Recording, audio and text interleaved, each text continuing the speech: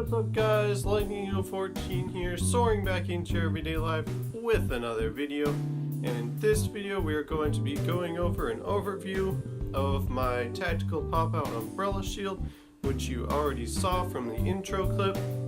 But I am going to tell you exactly how to build one of these for yourself. So let's get right into it. So, now I don't think I need a full tutorial because it's actually quite simple.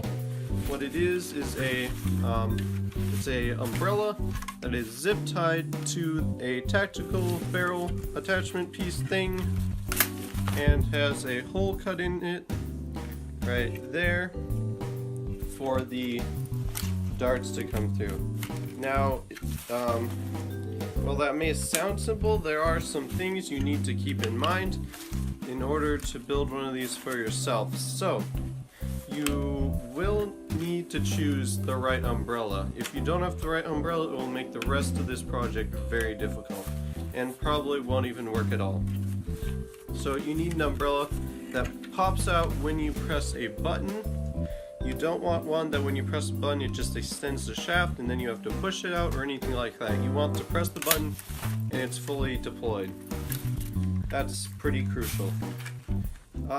Next you want to have an umbrella with a circular shaped handle, unlike this one. You see this one right here has this weird kind of like, I don't know, lump shape. I don't know.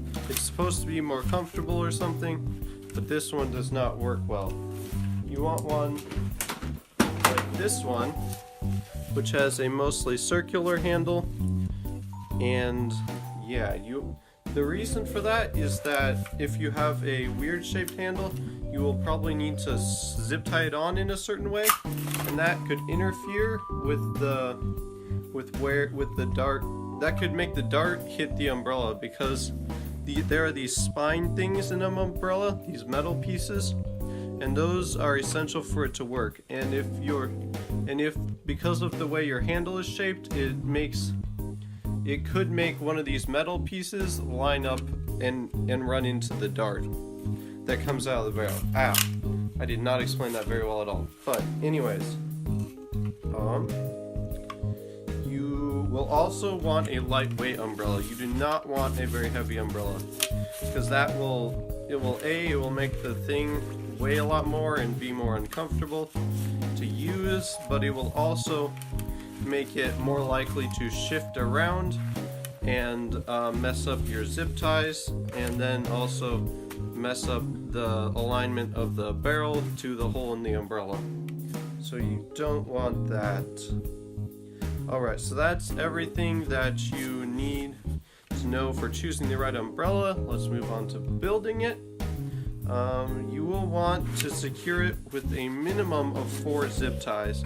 You really want more than that, but 4 is probably the maximum. This one is a smaller attachment, so I only went with 2, however, but you're going to want them as many zip ties as possible, and you want them to be as tight as possible. Because if you don't have your zip ties very tight, then it will shift around on you. It'll make your barrel wobbly, and it'll make your umbrella wobbly, and that will throw off the alignment of the hole in the umbrella and the barrel, and it will just screw everything up. So you really want it to be as tight and as secure as possible. Oh, another thing, you don't want to cut the metal pieces here. These spline things, when you're making your hole for the umbrella, you don't want to cut into those because those are essential for the actual umbrella to work. They're what push it out and also allow it to be folded back up, so don't mess with those pieces. Next, you don't want to put the zip ties on the actual metal shaft of the umbrella. That means this part right here. You don't want any of them on there because then they will interfere with the sliding mechanism, meaning it won't be able to close, and you'll also probably interfere with the catch on the umbrella. So you can see here it has these little metal like shark fin things.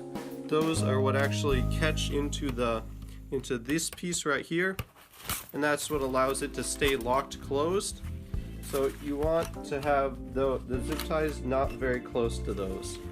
because otherwise it won't be able to close up on you, and it will just stay open, which is not good. So that's everything you need to know to build one of these for yourself. If you did think it was an interesting idea or practical or maybe even useful, I don't know, please subscribe. It would help me out a lot, and I really appreciate it. So that's gonna do it for this video, guys. Thank you so much for watching. Hopefully you enjoyed, and I will see you all in the next one. Bye bye.